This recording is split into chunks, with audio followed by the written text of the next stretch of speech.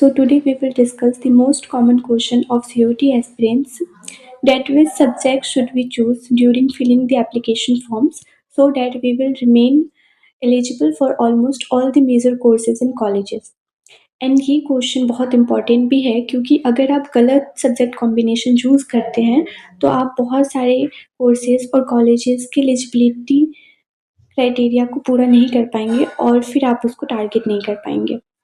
So choosing a right subject combination is very important.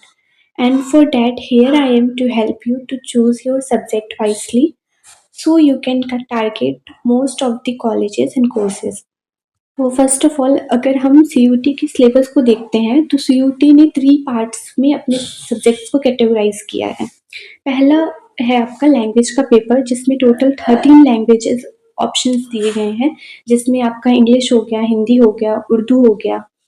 उसके बाद second में है आपका डोमेन स्पेसिफिक जिसमें आपके टोटल 23 सब्जेक्ट्स दिए गए हैं जैसे कि physics, chemistry, maths, history, pol science. उसके बाद थर्ड में आपका GAT जिसको जनरल एप्टीट्यूड टेस्ट कहते हैं, जिसमें फर्स्ट है आपका रीजनिंग, सेकेंड न्यूमेरिकल एबिलिटी और थर्ड में है आपका जनरल नॉलेज, GK या फिर करंट अफेयर. अब हम बात करते हैं टाइप्स ऑफ स्टूडेंट्स की. तो सबसे पहले है आपके साइंस बैकग्राउंड के स्टूडेंट्स जो PCB या PCM लेते हैं. उसके बाद है आपका ह्यूमैनिटीज स्टूडेंट्स एंड उसके बाद है आपका कॉमर्स स्टूडेंट्स. तो अगर जो साइंस बैकग्राउंड से होते हैं उनके पास जो कोर्स ऑप्शंस होते हैं वो BSc ऑनर्स होता है. जो ह्यूमैनिटीज बैकग्राउंड के होते हैं उनके पास BA ऑनर्स का ऑप्शंस होता है और जो कॉमर्स बैकग्राउंड से होते हैं उनके पास BCom ऑनर्स, BBA के ऑप्शंस होते हैं.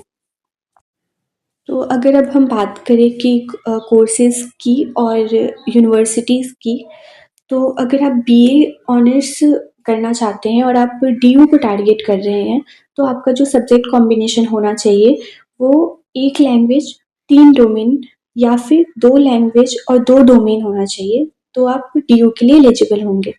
अगर आप BHU को टारगेट कर रहे हैं तो आपका 1 लैंग्वेज 2 डोमेन और 1 GT का पेपर होना चाहिए, तो आप BHU के लिए एलिजिबल होंगे.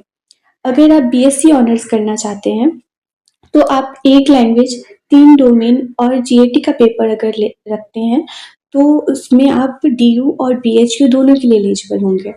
अगर आप BCom ऑनर्स करना चाहते हैं और आप DU को टारगेट कर रहे हैं तो आपका जो सब्जेक्ट कॉम्बिनेशन है वो अगर 1 लैंग्वेज पेपर है, 2 डोमेन है, डोमेन में आपको या तो अकाउंट या बिजनेस स्टडीज़ को रखना है.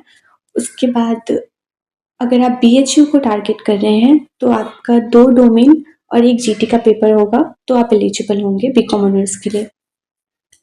अब अगर हम बात करें ऐसे कॉमन सब्जेक्ट कॉम्बिनेशन का जिसको आप अगर सेलेक्ट करते हैं तो आप मोस्ट ऑफ द कॉलेजेस को और मोस्ट ऑफ द कोर्सेज को टारगेट कर सकते हैं. तो अगर आप 3 डोमेन, 1 लैंग्वेज और 1 GT का पेपर रखते हैं तो आप मोस्ट ऑफ द कॉलेजेस के लिए और मोस्ट ऑफ द कोर्सेज के लिए एलिजिबल हो जाते हैं. और डोमेन आपको वही लेना है जो आप 12th में आपका होगा, आप वही डोमेन सेलेक्ट करेंगे तो ज़्यादा बेटर होगा.